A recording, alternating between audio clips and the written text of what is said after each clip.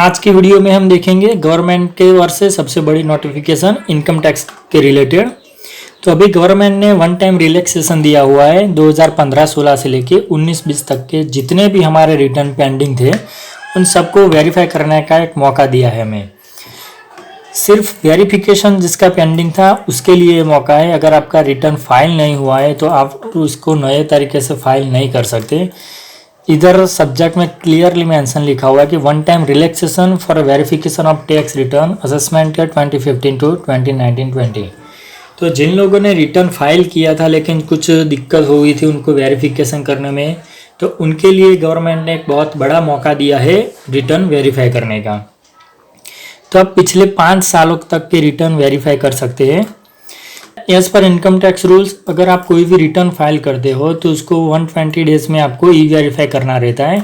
नीचे बताया गया किसी भी वन ऑप्शन से अगर वो आपने किसी भी तरीके से नहीं किया था और आपके पिछले 5 साल का रिटर्न पेंडिंग पड़ा हुआ है तो अभी आपके पास एक बहुत बड़ा मौका है। आप उसे वेरीफाई कर सकते हो थ्रू आधार OTP, अपने बैंक अकाउंट से, डीमेट अकाउंट से, बैंक ATM से, या फिर उसे फिजिकल कॉपी CPC बेंगलुरु में बेच के आप अभी वेरीफाई कर सकते हो पिछले 5 साल तक के रिटर्न को।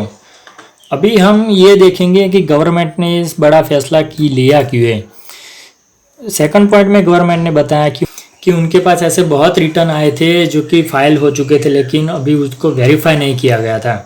तो इसीलिए गवर्नमेंट ने ये नंबर्स बहुत बड़ा था तो ये देखते हुए उन्होंने फैसला किया कि एक बार चलो उनको वन टाइम रिलैक्सेशन दिया जाता है।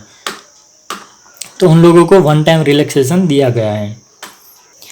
अभी हम ये देखेंगे कि ये ई वेरीफाई रिटर्न्स किसके लिए है, कि कौन कौन इसे ई वेरीफाई कर सकता है। तो थर्ड पॉइंट में गवर्नमेंट ने मेंशन किया हुआ है कि जिन्होंने अपनी रिटर्न अंडर सेक्शन 139 मतलब कि जिन्होंने टाइमली उसकी रिटर्न फाइल कर दी थी और जो डिले का डेट होता है उसके पहले कर दी थी, तो वही लोग सिर्फ अभी उसको ई वेरीफाई कर सकेंगे। नया रिटर्न फाइल करके आप उसको ई वेरीफाई नहीं कर सकते। उसको आप ये ई वेरीफाई रिटर्न आपको कर देना है 30/9/2020 के पहले।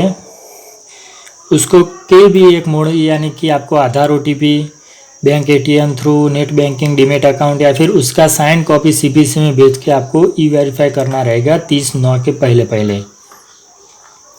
अभी एक और अपडेट है कि आप सोचोगे कि हमने हमारा ई वेरीफाई रिटर्न कर दिया तो उसका इंटीमेशन कब मिलेगा। तो सभी क्लियरेंस गवर्नमेंट ने दिया हुआ है कि आप अभी वेरीफाई करते हो अपना रिटर्न तो उसका इंटीमेशन आपको 31 दिसंबर 2020 के पहले प्रोसेस हो जाएगा।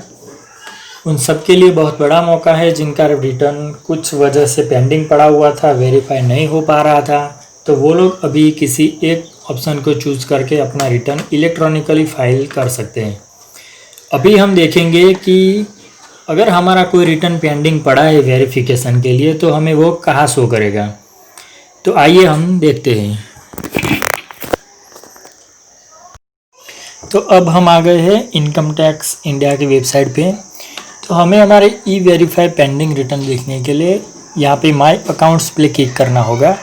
उसके बाद ई वेरीफाई रिटर्न पे हम क्लिक करेंगे तो हमें हमारे जितने भी पेंडिंग रिटर्न होंगे पुराने वो सभी दिखा देंगे। हालांकि मेरा अभी तक कोई भी पेंडिंग रिटर्न नहीं है इसलिए यहाँ पे नहीं दिख रहा है।